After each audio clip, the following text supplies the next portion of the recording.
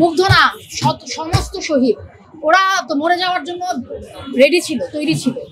এটার এই ত্যাগকে কিভাবে দেখবো? ওদের রক্তের উপর আমি যে আজকে কথা বলছি, স্বাধীন বাংলাদেশে আবার এই যে কথা বলার স্বাধীনতা, আমি সরকারকে 10টা গালি দিতে পারি ইচ্ছা করে, এই যে বলতে পারি যে এই সরকারটা ব্যর্থ, ওর কিছুতেই সন্ত্রাস সামলাতে পারছে না, কিছুতেই কোনো জবাবদিহিতা কোথাও নাই, প্রতিদিন খুন হচ্ছে, গতকালকে খুন হয়েছে, পাহাড়ে খুন হয়েছে, পাহাড়ে কারাগারে মৃত্যু হয়েছে, এই যে এতগুলি কথা এত নির্ভয় বলতে পারি, মুগ্ধর জন্য পারি, ফাইয়াজের জন্য পারি, এই ছেলে বাচ্চাগুলির জন্য পারি, আনাসের জন্য পারি, ওদের জন্য পারি। কাজে আমার হতাশ হওয়ার সুযোগ নাই, আমাদের সবার আরো অনেক পরিশ্রম করতে হবে, আমরা অল্প অল্প করে আগাবো, আমি হতাশ হতে পারবো। প্রাপ্তি পেয়ে গেছি, আমি 5 তারিখ সকাল পর্যন্ত, পরের দিন বেঁচে থাকবো কিনা এটা জানতাম না। একটা মাত্র চাওয়া ছিল, ওই সময়ের যে স্বৈরাচারী সরকার, জীবনের বিনিময় হলেও তাকে ফেলে দিতে হবে। আপনি যদি জিজ্ঞেস করেন জুলাইয়ের প্রত্যাশা কি, ওই দিন পূরণ হয়ে গেছে।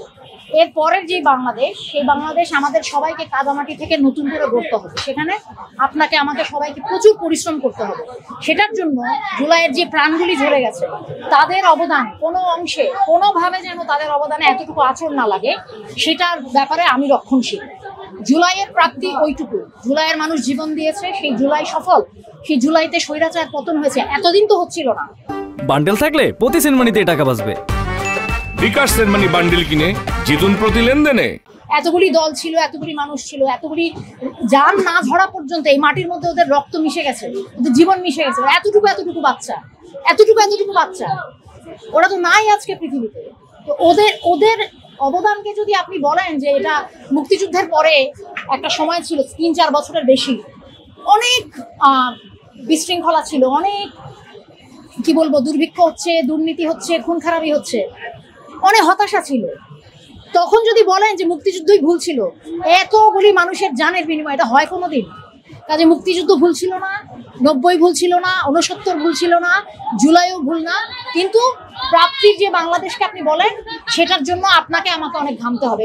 আবার কবে কে জান দিবে এটার জন্য বসে থাকবেন, আপনি পা নাড়াবেন না, আপনি খাটবেন না, পরিশ্রম করবেন না, তা হবে না। আমাদের সবাইকে এক হতে হবে, সবাইকে আগাতে হবে, তখন একটু একটু করে, অল্প অল্প করে সেই বাংলাদেশের দিকে আমরা যাব। কোন বাংলাদেশ চান?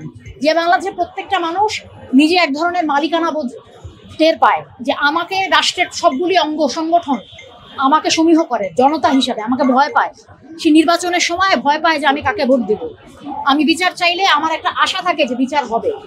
সেই সংগঠনগুলি ক্ষমতাকে সেবা করে না, মানুষের সেবা করে। সেই বাংলাদেশে আমরা চাই, যেখানে সাম্য, ন্যায় বিচার, মান মর্যাদা, মানুষের গণতন্ত্র, এই তো আসবে, এই তো চাই, প্রত্যেকটা মানুষের অধিকার চাই, তাই তো? সেটা একদিনে আসবে না, সেটার জন্য আমাদের অনেক পরিশ্রম করতে হবে। এই মুহূর্তে বাংলাদেশে অনেক অনেক হতাশার জায়গা আছে, সেটার জন্য আপনাকে আমাকে সবাইকে সজাগ থাকতে হবে, প্রত্যেক দিন প্রত্যেকের কাজ করতে হবে, পরিশ্রম করতে হবে। তারপরেও এটা কতদিনে আসবে এটা বলা যায় না, আমাদের অনেক মানুষের দেশ। কিন্তু আমি হতাশ হতে রাজি না, আমার হতাশ হওয়ার সুযোগ নাই।